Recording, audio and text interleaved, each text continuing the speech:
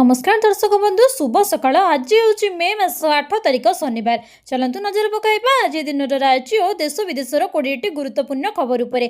ता पूर्व जदि आपण चैनल नुआ करी अछंती तेबे वीडियोटी को गोटे लाइक एवं शेयर करबा सह चैनल को सब्सक्राइब करी कमेंट बॉक्स रे आपण केउ जिल्लार वीडियोटी को देखुचंती जणांतु जा फल प्रत्येक दिन एपरि नुआ नुआ अपडेट सर्वप्रथमे पाई परिबे। आज प्रथम खबर बहु प्रतीक्षार अंत घटी शुभेन्दु हाथ में पश्चिमबंगर मंग। बहु प्रतीक्षार अंत घटी गत 5 दिन है जहाँ चर्चा होता एवं द्वंद्व सृष्टि होता एथिरे जवनिका पड़ी पश्चिमबंगर अन्यतम टाणुआ नेता शुभेन्दु अधिकारी उपरे भारतीय जनता पार्टी भरोसा करिछि। अपराह्न केन्द्र गृहमंत्री अमित शाह अध्यक्षतार बीजेपी विधायक दलर बैठक में बहु विचार विमर्श पर शुभेन्दु अधिकारी पश्चिमबंगर आगामी मुख्यमंत्री हेबे बोली घोषणा होईछि। पश्चिमबंग राज्यपाल RN रवि गत 7 तारिख दिन राज्य विधानसभा को भंग कर दैछन्ती। कोलकाता गेजेट रे जारी सरकारी अधिसूचना अनुसार पश्चिमबंग विधानसभा निर्वाचन में भारतीय जनता पार्टी सफलता हासिल पर यह पदक्षेप निया जायछि। आशा करा जाउछि जे 2024 मे 9 तारिख अर्थात आज विश्वगुरु रवींद्रनाथ टागोर को जयंती अवसर में पश्चिमबंग में शुभेन्दु सरकार आरंभ हो पारे। परवर्ती खबर वंचित सुभद्रा हिताधिकारी खाता को गला टंका। स्वतंत्र कार्यक्रम में टंका बाटिले उपमुख्यमंत्री प्रभाती परिड़ा। सुभद्रा हिताधिकारी मानक पई खुशी खबर बैंक खाता को गला सुभद्रा किस्ती टंका। वंचित सुभद्रा हिताधिकारी मानक डीबीटी माध्यम टंका बंटा जायछि। प्रथम द्वितीय और तृतीय किस्ती वंचित 1,23,849 जन हिताधिकारी को मिली टंका। एक स्वतंत्र कार्यक्रम में टंका पठाइले उपमुख्यमंत्री प्रभाती परिड़ा। आहरी लक्षरू अधिक हिताधिकारी मानक पई विचार चली आगकू सेमानकू मध्य सुभद्रा टंका पठाजिबो बोली सूचना मिली। से आहरी मध्य कहिसंती जे पाखापाखी 62 कोटी टंका सुभद्रा हिताधिकारी खाता को पठा जायछि। एबे भी किछि फील्ड वेरिफिकेशन पई अटकी रहिछि। पाखापाखी 1 लाख फील्ड वेरिफिकेशन चली। सेहीपरि 3,26,000 नुआ आवेदन आम पाखक आसी सारी। सुभद्रा हेल्प डेस्क रे थिबा 2 जनकर कर्मचारी कार्यकाल 2027 पर्यंत वृद्धि करा जायछि। सबु महिला पाखरे सुभद्रा राशि पहुंची। आगकू मध्य यह धारा जारी रहिबो। बाकी पड़िथिबा सुभद्रा टंका महिला खाता को जायछि। बीजेपी रो सरकार 3 राज्य रे आसीछि एवं आम राज्य रे बकेया सुभद्रा टंका महिला खाता को जायछि। परवर्ती खबर 12 तारिख बेलू बंगोपसागर में सृष्टि हो पारे लघुचाप। आज विभिन्न स्थान में वर्षा झड़ अलर्ट। दक्षिण पश्चिम बंगोपसागर और संलग्न अंचल में आसंता 12 और 13 तारिख बेलू घूर्णिबलय किंबा लघुचाप सृष्टि होगा संभावना रही। मात्र यह अधिक घनीभूत हो अवपात रूप नेब कि नहीं से नहीं एबेठारु चित्र स्पष्ट नुहे। आगामी 2 सप्ताह पाणीपाग विभाग जारी करिथिबा विस्तारित पूर्वानुमानरू यही संकेत मिली। संभाव्य लघुचाप प्रभाव आसंता 18 रु 20 तारिख मध्य दक्षिण बंगोपसागर अंडमान सागर अंडमान और निकोबर दक्षिण पश्चिम मौसुमी प्रवेश करें। विभिन्न मॉडल को विश्लेषण कर आकलन कर चलित सप्ताह 8 रु 14 तारिख शेष भाग को बंगोपसागर में लघुचाप संभावना रही। 14 रु 21 तारिख भितर राज्य में वर्षा बढ़ी पारे। विशेषकर उत्तर उपकूल ओडिशा रे वर्षा परिमाण अधिक रही पारे। IMD पक्षर विश्लेषण कर कृषि पाणीपाग विशारद प्रोफेसर सुरेंद्रनाथ पशुपालक कहते मे 10-11 तारिख बेलू दक्षिण पश्चिम दक्षिण केन्द्रीय बंगोपसागर में एक दुर्बल मध्यम धरणर लघुचाप सृष्टि हो पारे। परवर्ती खबर आकाश में दृश्यमान है अद्भुत आलोक। स्थानीय लोक हेले भयभीत। 8 मे 2024 अर्थात आसंता काली संध्या समय रे पूर्व आकाश में एक धूमकेतु सदृश गतिशील आलोक दृश्यमान होइथिला जहाको नै लोके माने भयभीत हो जाइछन्ती। अनेक लोक एहाको मोबाइल रे कैद करी सामाजिक गणमाध्यम रे पोस्ट करिसन्ती। किछि लोक एहाको गतिशील क्षेपणास्त्र बोली कहउथिबा बेले आउ किछि एहाको धूमकेतु ओ उल्कापिंड बोली कहउछन्ती। तेबे संध्या समय रे एक ज्वालामुखी क्षिप्र गति रे अग्रसर होई गोलाकार रूप नैथिबा तेबे सूचना आसुची जे संध्या समय रे पुरी जिला आकाश रे विरल दृश्य उपस्थित लोक मानकु भयभीत करथिला। केवल पुरी जिला नुहे ओडिशार समस्त आकाश रे यह देखा दिछि। प्राय 30 मिनिट धरी कोणार्क काकटपुर अस्तरंग आकाश रे दृश्यमान होइथिला जाहाकू देखि कल्पना जल्पना आरंभ होइथिला। लोके यहाकू भिन्न भिन्न जिनिस सह जोड़िथिले। तेबे जहां अनुमान करा जाउछि पूर्व उपकूल रे थिबा क्षेपणास्त्र घाटीरु कोनोसी एक बालिस्टिक मिसाइल परीक्षा करा जाइथिबो। परवर्ती खबर किसान निधि योजनार 23तम किस्ती पूर्व यह काम निश्चिंत सारी नियंतु नहले खाता को आसबनी टंका। प्रधानमंत्री किसान सम्मान निधि योजनार 23तम किस्ती संपर्क में सारा देश में चाषी मध्य आशा वृद्धि पाउछि। देशव्यापी हजार हजार चाषी परवर्ती किस्ती पाई अपेक्षा करिसेंति, किंतु पूर्व किस्ती प्रकाश पाइबा परे आगामी किस्तीर लाभ पाइबा चाषी माने समय मध्य समस्त आवश्यक औपचारिकता पूर्ण करने अत्यंत जरूरी। प्रकृत में छोट छोट त्रुटि एवं असंपूर्ण सूचना जोगु बहु संख्यक चाषी मानक पई पूर्व किस्ती अटकी जाइछि। योजना रे पंजीकरण प्रक्रिया समय प्रायतः एपरि घटे जे आधार नंबर, बैंक अकाउंट विवरणी किंबा अन्य जरूरी सूचना भूल भाव में प्रवेश करा जाए किंबा असंपूर्ण रही जाए। फलस्वरूप किस्ती पेमेंट चाषींकर अकाउंट रे स्थानांतरित होई न थाए। या व्यतीत आधार नंबर एवं बैंक अकाउंट मध्य संजोगर अभाव, असंपूर्ण ई-केवाईसी एवं आवश्यक डॉक्यूमेंट अपलोड करिबारे विफलता मध्य पेमेंट बंद हेबार प्रमुख कारण भाव में उभा होइछि। एपरि परिस्थिति रे चाषी मानकु आ कोनोसी एजेंट किंबा व्यापक बाह्य सहायतार आवश्यकता नाही। चाषी माने एबे एही योजनार सरकारी वेबसाइट को जाई सेमानकर सूचना अपलोड करि परिबे। परवर्ती खबर, सिटी गैस वितरण नीति विज्ञप्ति जारी। स्थापना हेब 271 सीएनजी स्टेशन, 5100 कोटी निवेश, व्यापक नियुक्ति सुजोग। पाइप जुगे इंधन गैस पहुंचब घरे। राज्यर विभिन्न सहर में स्थापन सीएनजी स्टेशन ए दिगरे प्रक्रिया आगे राज्य सरकार। कैबिनेट अनुमोदन पर राज्य नगर उन्नयन विभाग आनी सिटी गैस वितरण नीति विज्ञप्ति। एही प्रकल्प रे प्राय 5100 कोटी टंकार पुंजी निवेश हेब। 9,09,682 परिवार को पाइप जोगे घरोई इंधन गैस बा पीएनजी संजोग हेब। एथि सहित 271 सीएनजी स्टेशन स्थापन करने को सरकार लक्ष्य रखिछन्ति। एही नीति को कार्यकारी करबा पई नगर उन्नयन विभाग को नोडल एजेंसी नियुक्ति कर जायछि। मुख्य शासन सचिवक अध्यक्षतार राज्य स्तरीय शीर्ष कमिटी और जिलापाल अध्यक्षतार जिला स्तरीय अनुध्यान कमिटी होइछि। तेबे जिला स्तर कमिटी गुडी को सिंगल विंडो अनुमोदन व्यवस्था भावे कार्य करिवार अधिकार दिया जायछि। फल रे गैस पाइपलाइन बिछाइबा एवं भित्तिभूमि छिड़ा करबा संपर्कित अनुमति प्रक्रिया को अधिक सरल त्वरित हेब। परवर्ती खबर, भत्ता को नहीं आसिला बड़ अपडेट। एबे सबु भत्ताधारक पाइबे 3000 टंका भत्ता। यह नहीं आसिला आ एक नुआ सूचना। आपण जानिथिबे एबे केवल जीव मानकर बयस 80 वर्ष ऊर्ध्व से ही हिताधिकारी मानक मिलुछि 3500 टंका भत्ता। हेले बाकी थिबा भत्ताधारक को 1000 टंका देउछंती राज्य सरकार। मिलुथिबा सूचना अनुसार खूब शीघ्र एबे सबु भत्ताधारक पाइबे 3000 टंका भत्ता। आपण माने जानिथिबे एबे समस्त भत्ताधारक को 1000 टंका मिलुछि। से मध्यबाबू पेंशन योजना हेउ, ओल्ड एज पेंशन योजना हेउ, विधवा भत्ता हेउ किंबा विकलांग भत्ता हेउ। निर्वाचन पूर्व सरकार घोषणा करे कहिथिले सबु भत्ताधारक को मिलिबो 3000 टंका, किंतु सरकार जितिबा परे केवल 80 वर्ष ऊर्ध्व हिताधिकारी मानक मिलुछि 3500 टंका। एबे सूचना अनुसार सरकार एबे समस्त भत्ताधारक को देबाकू जाउछंती 3000 टंका। वर्धित भत्ता आसंता मासरू लागू होई पारे। एबे समस्त हिताधिकारी मानक मिलबाकू जाउछि खुशी खबर। सेमाने मध्य पाई परिबे 1000 टंका परिवर्ते 3000 टंका भत्ता राशि। परवर्ती खबर, देश में सुलभ सहरांचल आवास योजना रे ओडिशा होइछि प्रथम। मुख्यमंत्री मोहन चरण माझींकर दूरदर्शी नेतृत्व में ओडिशा आज प्रधानमंत्री आवास योजना सहरांचल अधीन रे गृह निर्माण कार्य संपादन रे देशर अग्रणी राज्य भाव उभा होइछि। सहरांचल रे हिताधिकारी मानकु सुलभ और गुणात्मक बासगृह जोगाई देबारे राज्य उल्लेखनीय सफलता हासिल करिछि। मार्च 2025 ठारू मार्च 2026 पर्यंत गृह निर्माण संपूर्ण करने क्षेत्र में ओडिशा क्रमागत भाव देश में प्रथम स्थान अधिकार करिआसुछि। समस्त आवास संकल्प प्रति राज्य सरकार दृढ़ प्रतिबंधकता और कार्य दक्षता को पुनर्बार प्रमाणित करिछि।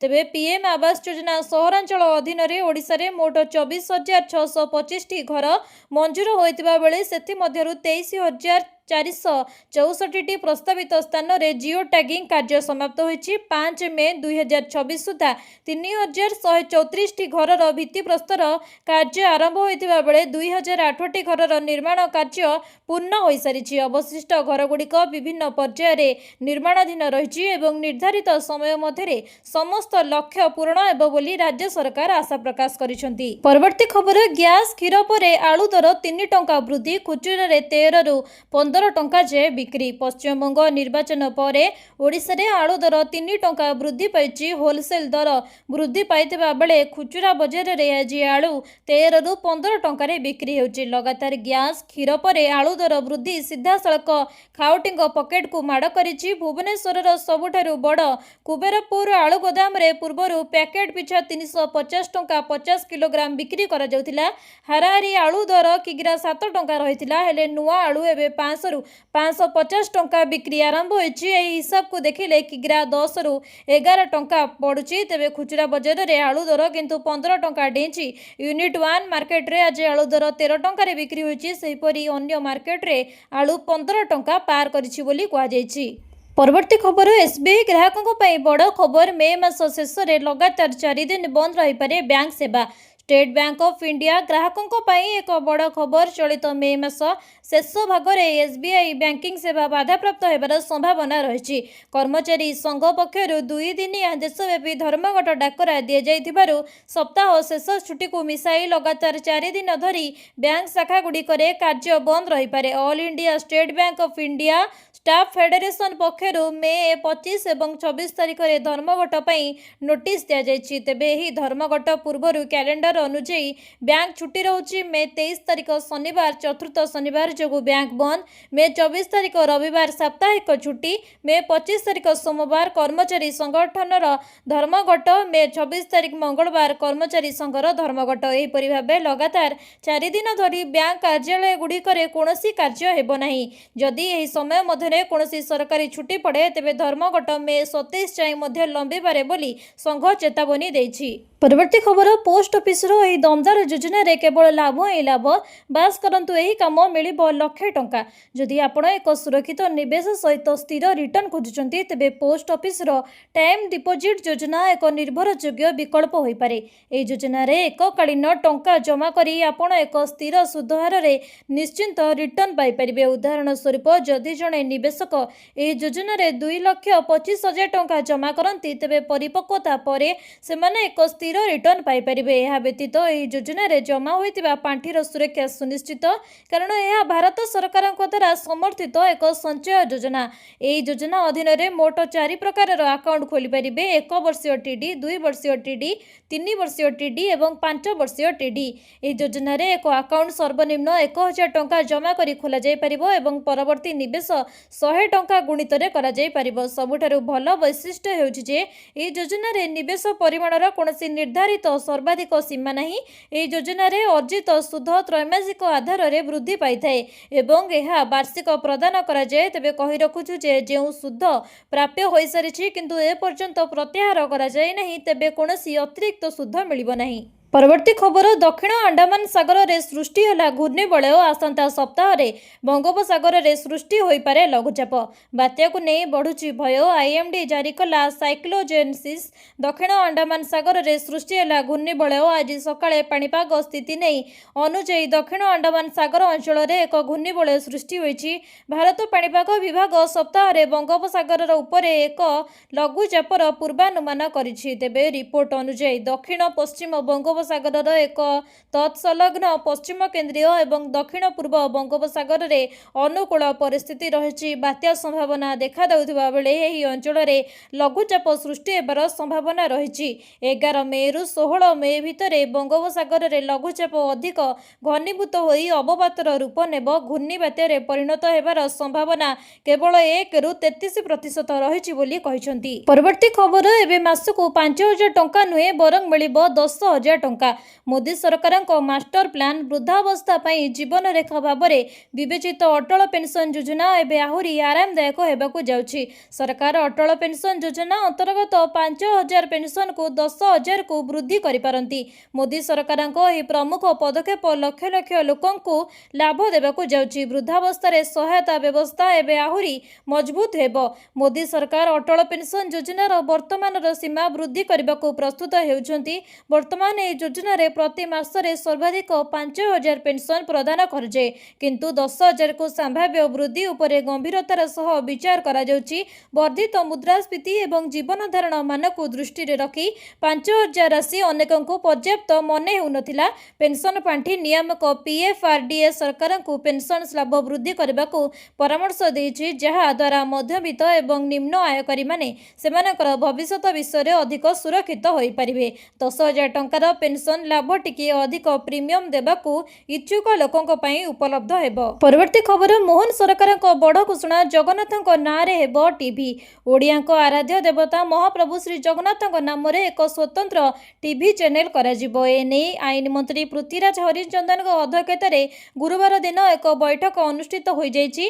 प्रस्तावित नुआ चैनल रूपरेख दैनिक कार्यक्रम जगन्नाथ संस्कृतिर परिव्याप्ति भक्तों मनरे जगन्नाथ को नैथिबा भावनार परिप्रकाश संबंधी आसीथिबा प्रस्ताव उपरे आलोचना होइछि। चैनल प्रतिष्ठा नहीं प्राथमिक पर्यायर थिबा एही आलोचना बेस सकारात्मक बोली मंत्री हरिचंदन मत व्यक्त देइछन्ति। एहासह जगन्नाथ संस्कृति को नहीं सारा विश्ववासी को अवगत कराइबा एवं जगन्नाथ संस्कृति उपरे अधिक गवेषणा और आलोचना सह जगन्नाथंकर महिमा और भावावेग नहीं भक्तों अनुभूति को समस्त निकटरे पहुंचाइबा नहीं आसीथिबा प्रस्ताव उपरे बैठक रे आलोचना होइछि। परवर्ती समय रे एहा उपरे अधिक आलोचना कराजिबा सह संपूर्ण रूपरेख प्रस्तुत कराजिबो बोली मंत्री हरिचंदन कहिसंति। परवर्ती खबर किसान क्रेडिट कार्ड माध्यम रे केते लोन नहीं पारिबे चाषी जानतो पूरा नियम। खरा तरारे चाष करबा केते जे कष्ट ताहा केवल चाष करबा लोक ही जानिछि। आ एथि पई विपुल परिमाण रे टंकार मध्य आवश्यकता रहिछि। तेणु चाष करबा पई जणे चाषी अनेक धार करज मध्य करिथाए आ सब बेले चिंता रे मध्य रुहे। किंतु आजिर समय रे चाष खर्च पई टंका व्यवस्था करबा आ एक बड़ चैलेंज होई नाही। किसान क्रेडिट कार्ड योजना एही क्षेत्र रे एक वरदान भाव रे उभा होइछि। एही योजना माध्यम रे चाषी माने सेमानकर कृषि आवश्यकता पूर्ण करबा पई अति कम सुध हार रे सहजरे बड़ ऋण नै परिबे। एही योजनार सबुठारु स्वतंत्र वैशिष्ट्य हेउछि जे एहार वर्धित सीमा, जहा अधीन रे चाषी माने एबे 5 लाख टंका पर्यंत ऋण पाई परिबे। एहा उल्लेखनीय जे पूर्वरु एही सीमा मात्र 3 लाख टंका पर्यंत सीमित थिला। चाषी माने कोनोसी आर्थिक चापर सम्मुखीन न होई बृहत चाष कार्य रे नियोजित हेबा एवं आधुनिक प्रजुक्ति विद्या व्यवहार करबा पई सरकार एही सीमा वृद्धि करिसंती। बिना ग्यारंटी एवं ऋण विषय कहबाकू गले चाषी माने एबे कोनोसी सुरक्षा प्रदान न करी किंबा सेमानकर जमी बंधक रखी 1,60,000 पर्यंत ऋण पाई परिबे। परवर्ती खबर एबे एटीएम रु बाहरिबो पीएफ टंका। ईपीएफओ आणुची नुआ नियम। यूपीआई माध्यम रे भी करि परिबे पेमेंट। भविष्यत निधि पांठी बा पीएफ रु टंका बाहर करबा पई एबे आ दिन दिन धरी अपेक्षा करबाको पड़िबो नाही।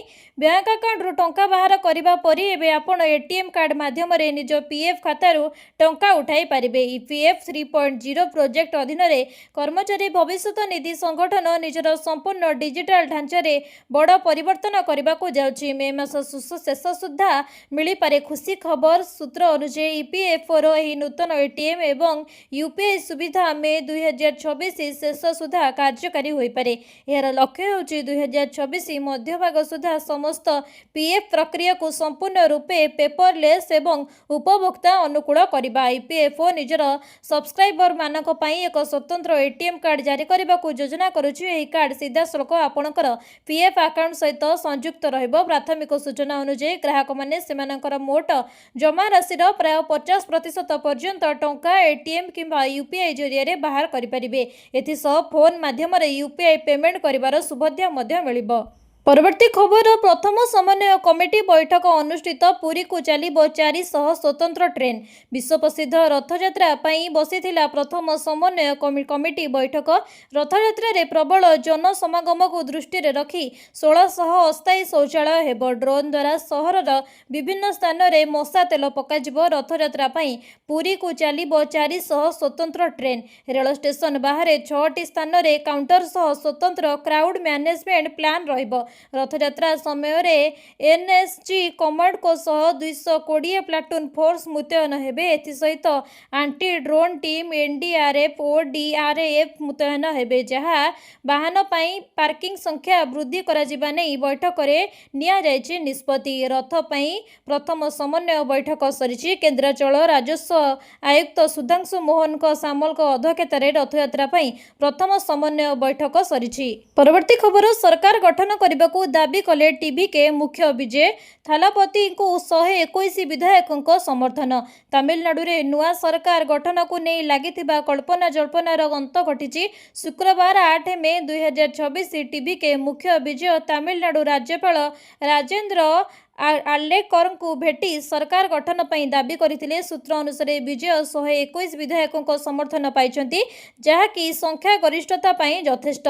134 आसन विशिष्ट तमिलनाडु विधानसभा रे सरकार गठन पर आवश्यक मैजिक नंबर होउछि 118। गत 2 दिन भितर तमिलनाडु राज्यपाल को विजय 3 थर साक्षात कर सारिलेनी। तांकर पूर्व साक्षात रे सरकार गठन करबा पई आवश्यक संख्यक विधायकों समर्थन तांको पाखरे नथिला। सूत्र अनुसार राज्यपाल तांको आवश्यक विधायक समर्थन हासिल करबा परे आसिबाकू कहिथिले। तबे वर्तमान 121 विधायकों समर्थन सहित आसंता काली अर्थात आज सकाळ 11टा रे टीवी के मुख्य विजय जवाहरलाल नेहरू इंडोर स्टेडियम रे मुख्यमंत्री भाव में शपथ ग्रहण करिवे।